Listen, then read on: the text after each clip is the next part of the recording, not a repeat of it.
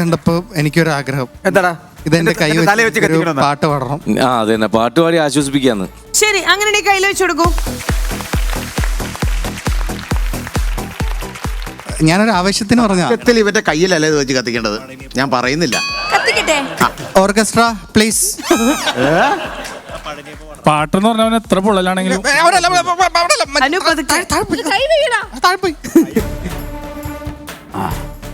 താമര. Orchestra please. എന്നിട്ടും മറന്നുപോയാ? തീക്കളിയാ മറ്റേ മ്യൂസിക് കിട്ടൂല. അത് ഏതാ പാട്ട്? വാതിലിൽ ആ വാതിലിൽ അതിന്റെ അനുവല്ലവി. അതിനും ചവിട്ടി പൊളിച്ചാരം അല്ല, അതിന്റെ അനുവല്ലവി. താൻ ഏതെങ്കിലും അതിന്റെ അനുവല്ലവി അതിന്റെ അനുവല്ലവി എന്താ? കാണാൻ ഓരോ വഴിതേ നിങ്ങൾ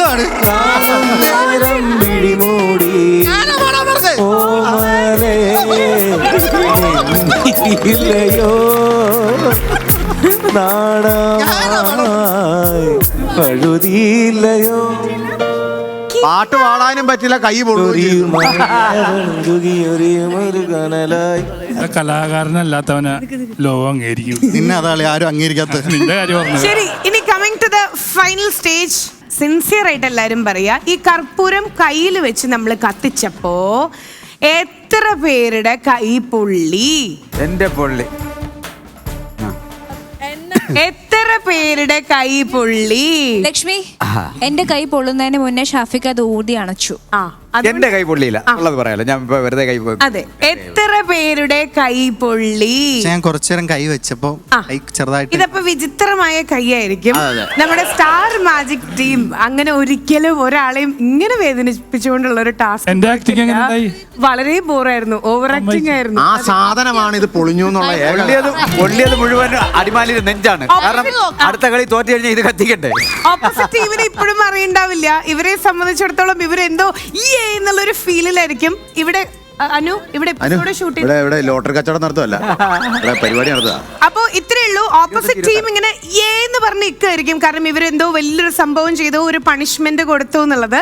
പക്ഷേ നിങ്ങളുടെയും കൈൻഡ് ഇൻഫർമേഷന് നമ്മളൊരു പ്രോപ്പർട്ടി സെറ്റ് ചെയ്തിട്ടുണ്ടായിരുന്നു. അത് ഇവർ പോലും കണ്ടിട്ടുണ്ടാവില്ല. കർപ്പൂരത്തിന്റെ താഴെയായിട്ട് ആ പ്രോപ്പർട്ടി താഴെ ഉണ്ടെന്നുണ്ടെങ്കിൽ ഒരിക്കലും കർപ്പൂരത്തിന്റെ ആ ഒരു നമ്മൾ കത്തിച്ചു കഴിഞ്ഞാൽ ആ ഒരു തീ നമ്മുടെ കയ്യിലേക്ക് പടരില്ല.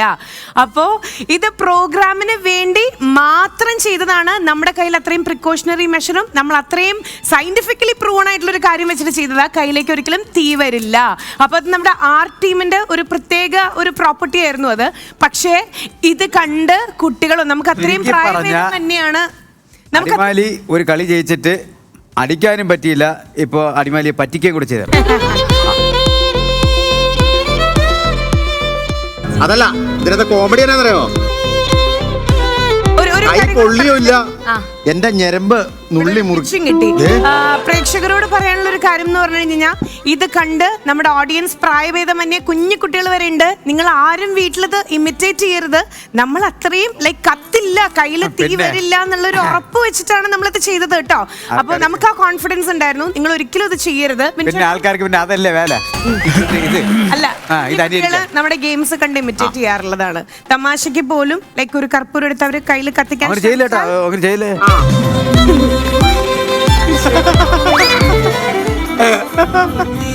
Thank you.